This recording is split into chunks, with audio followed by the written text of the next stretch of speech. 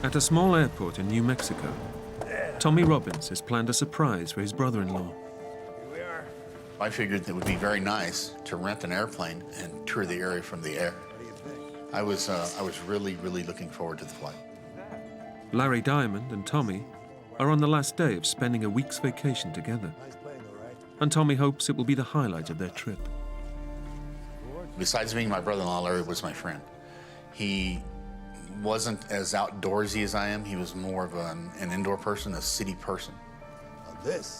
Larry was very excited about going up and flying around in the small airplane. Look at the lines on that. It was like a perfect place to go plane sightseeing. So why not? I'm on vacation, let's do something interesting like that. Hey, Justin. Hey, here you are, buddy. Today, Tommy's good friend, Justin Kirkbride, will be piloting the plane. This is our girl. Looking good. Yeah. Tommy asked me if I would take him up, and I said, sure, no problem. Looking good. You guys all set? You bet. Let's go flying.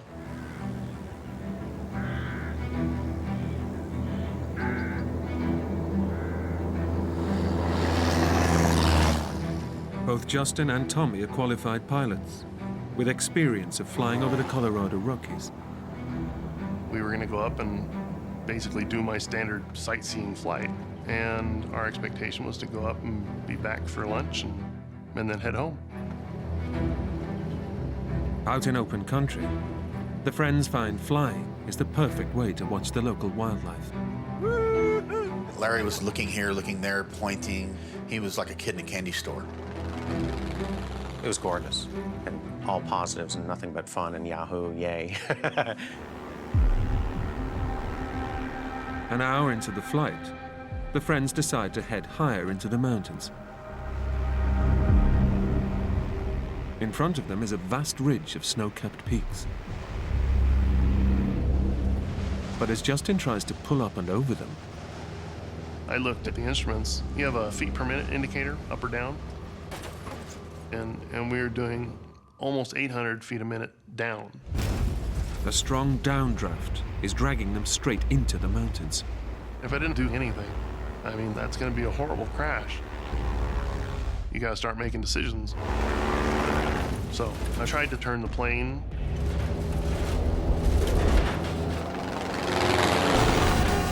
But the stall warning would beep. If you stall, then you fall out of the sky.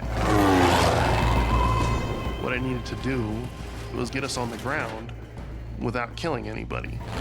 Justin's pilot training kicks in. He knows he has to stay calm. At that point, it became about slowing the aircraft down to minimize the impact as much as possible. Your adrenaline goes off like crazy. All of a sudden, you're about to die. Time slows down.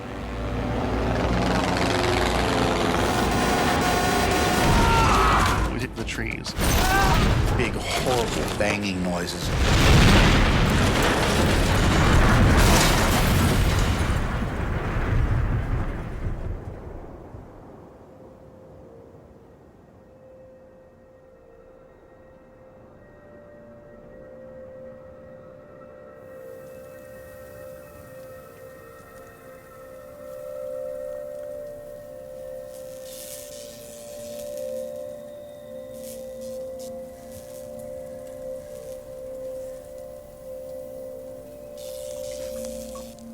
Miraculously, Justin is completely unscathed. But the three friends are far from out of trouble. The first thing that I remember seeing was the fuel. It was just like, oh my God, that's fuel. That scared me. One spark could turn the wreck into a giant fireball. Larry! We gotta get out now, Larry! Fuel's everywhere, we gotta go! I told Larry, you have to get out of the aircraft right now. And he told me that his leg hurt. I explained to him he has to get out now if he doesn't want to burn to death. Finally got it together. I managed to go backward out of the plane.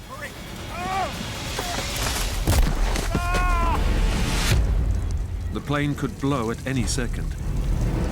But Tommy is unconscious. He's taken a serious blow to the head. Wake up. Tommy, wake up, man. We gotta get out of here. Tommy! We got fuel everywhere. Wake up, wake up! I yelled at him and he didn't respond. Tommy! Please. I was very concerned that I'd killed one of my best friends. Tommy, come on! Justin has to haul Tommy's 220-pound dead weight out of the plane. The first thing I remember is a horrible pain in my side, and I believe that is when Justin broke my ribs.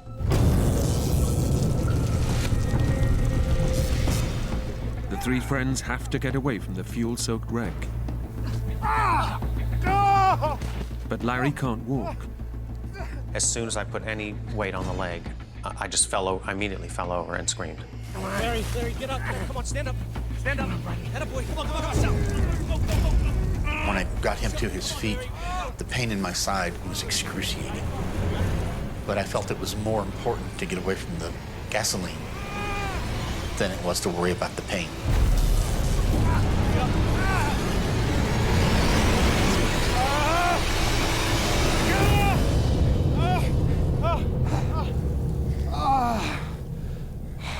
The three men somehow managed to get far enough away and out of danger.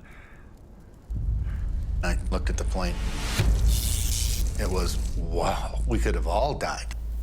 I thought, we're pretty lucky to walk out of that one.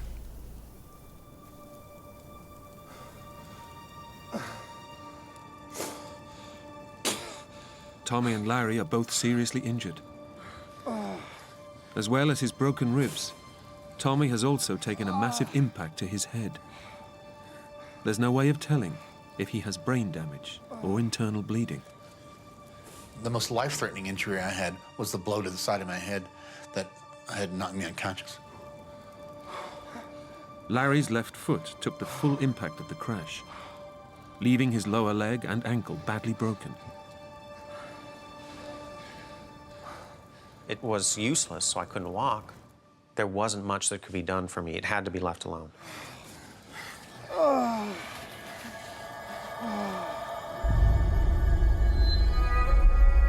Tommy and Larry both need emergency medical care before it's too late. But the men are stranded, miles from rescue, in an inhospitable mountain range. Justin is the only one uninjured. And as the pilot, he feels it's up to him to save them. I definitely had a deep sense of responsibility to protect my friends and to get them the help that they needed.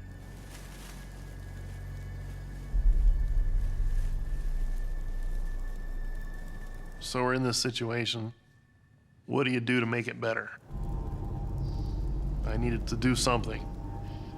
I was thinking about going back to the aircraft to make a radio call. Now pilot Justin Kirkbride has to risk turning on the electrics if he's going to transmit an SOS call and save his two severely injured friends. For me, my thought process was that I was probably going to burn to death. But I just decided that it was worth the risk.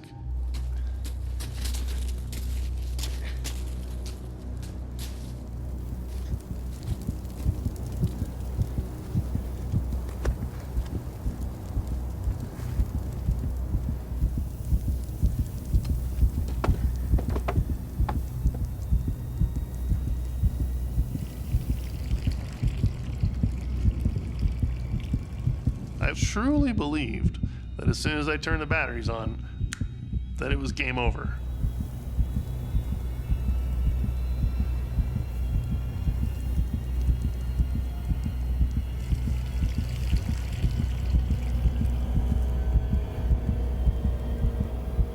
I took a deep breath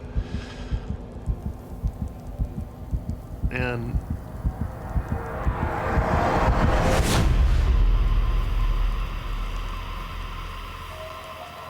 nothing happened. Mayday. So I made my call. November 3535 Echo. Cessna 172 due north of Durango in a canyon unknown.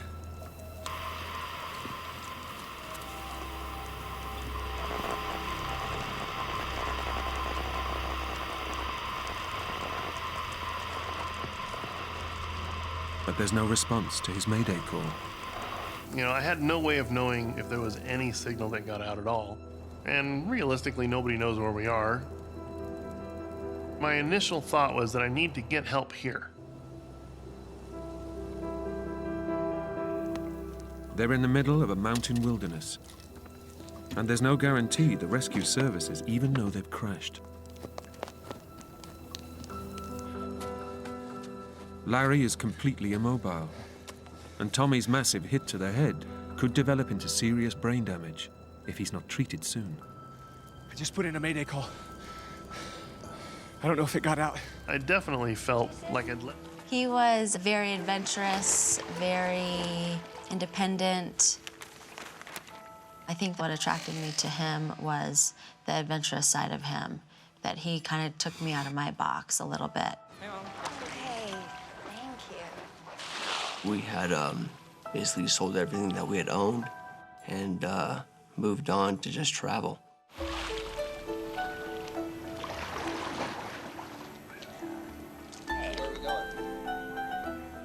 I think what was attractive most to us was the fact of the unknown. The fact that we could just pack our bare essentials and X amount of money and see what happens.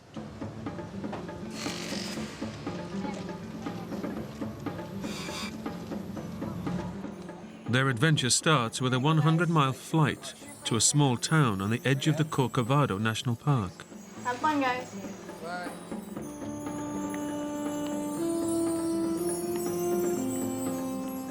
But getting there means a 30-minute journey on a small aircraft, something Brandy is dreading. See, it's not so bad, is it? I guess not. Flying was something that I did not like to do. I remember it being a little scary because it was just a little puddle jumper. It wasn't tall enough for you to stand up straight. It was really small. It was really small. No, let's sit in the front row. Come on, it'd be really cool. We can sit at the cockpit. No, let's just sit one seat behind. Brandon said, "Hey, babe, let's go sit in the front row." I think because of my fear, I said, "No, let's just sit one seat behind." So we sat in the second row. There are 6 passengers on today's flight. Last to board is American expat Michael Packard, who lives in Costa Rica and regularly takes this trip. How you doing? Hey, I'm Michael. Brandon. Brandon? Nice to meet you. Brandy? I've done the flight so many times that I was just looking forward to reading my book and getting back to town.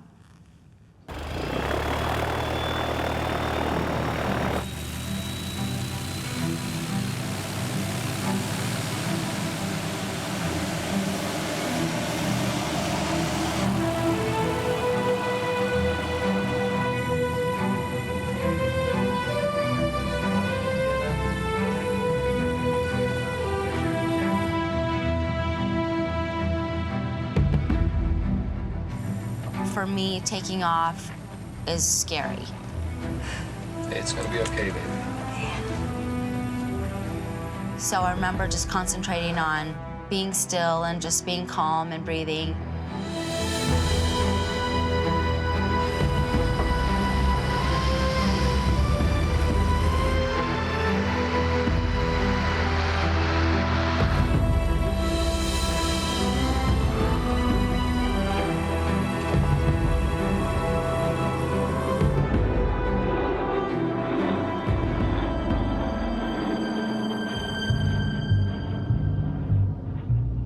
Costa Rica is a small country that is both densely forested and very mountainous.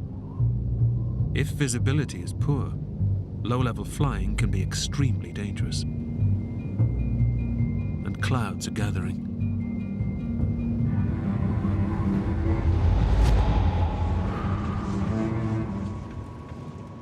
When I look out of the window and I see clouds, that's a little frightening to me.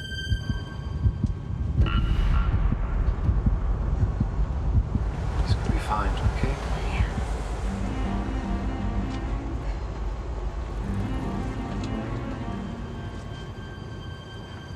I don't particularly like flying up there because it is a rough ride sometimes. They are small planes. But on this flight, Michael sees something out of the ordinary. I noticed the two pilots conferring with each other, looking a little concerned.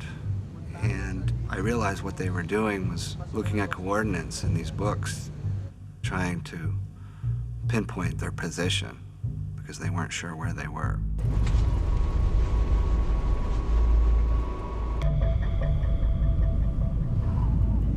The plane has basic navigation equipment on board, but the pilots are relying on charts and maps to reach their destination. But now they're flying in dense cloud and almost zero visibility. They're unaware that they're already off course and heading for a mountain.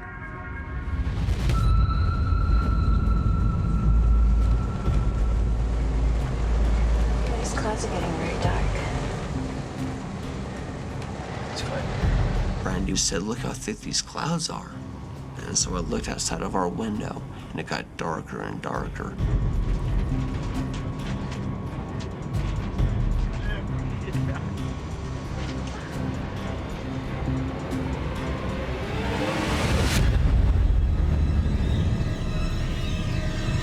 Oh my God!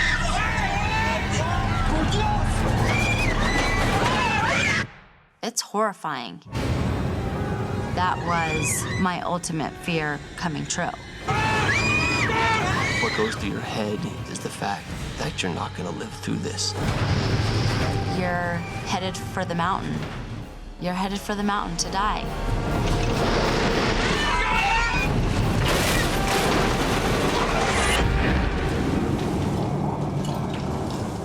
I remember thinking, we're not flying anymore. We're going through the trees. Is this even happening? My stomach dropped. My mind just went blank. To hear things break apart, just the sound that it makes is unbelievable. My first thought was, you're not getting out of this.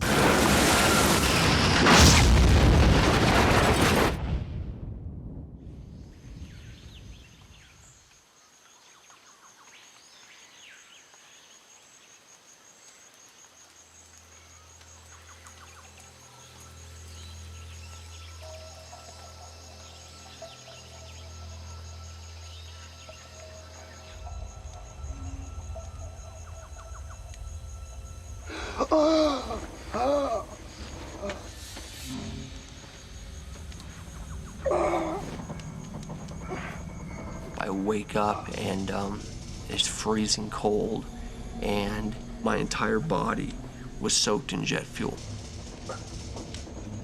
I was in a plane on vacation, and now I'm in a black hole that I can't move my legs, and it's blood just everywhere.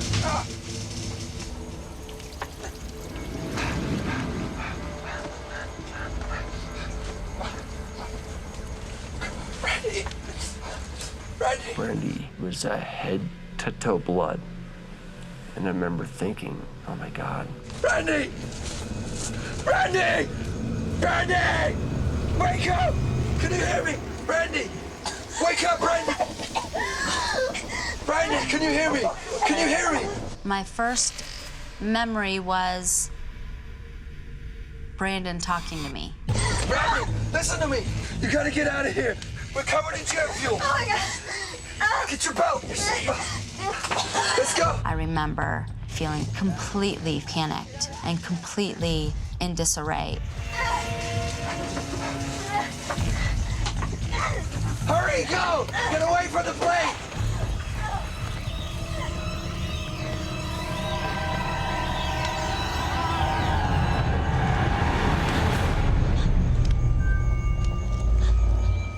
Outside the plane, Brandy is horrified by the devastation of the wreckage and the bodies of the two pilots. Trees were knocked down. There was a mess of plane parts, wires. There's smoke everywhere. There's people wandering around. There's people that are dead. how could this have happened? How could the pilots have let this happen? German Silke Freebold and Costa Rican Alvaro Zuniga have also survived the crash. But the danger is far from over. Leaking fuel is soaking the wreckage, and Brandon is trapped inside.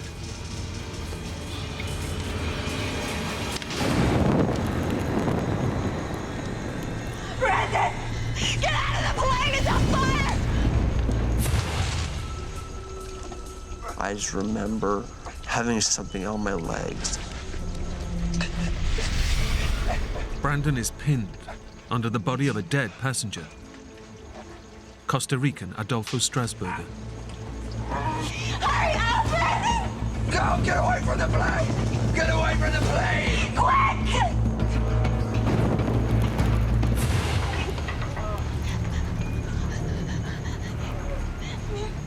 Get away from the plane!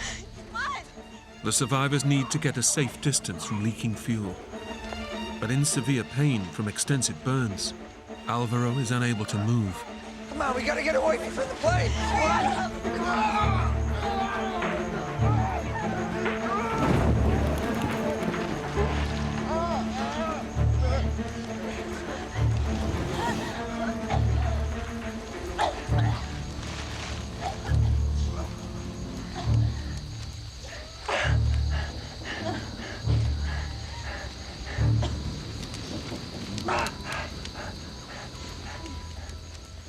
Now able to take in the extent of the wreckage, Brandon and Brandy realize just how lucky they are to be alive. The wings were ripped off and the fuselage was turned upside down, and from the seat in front of us, the plane was completely dismantled.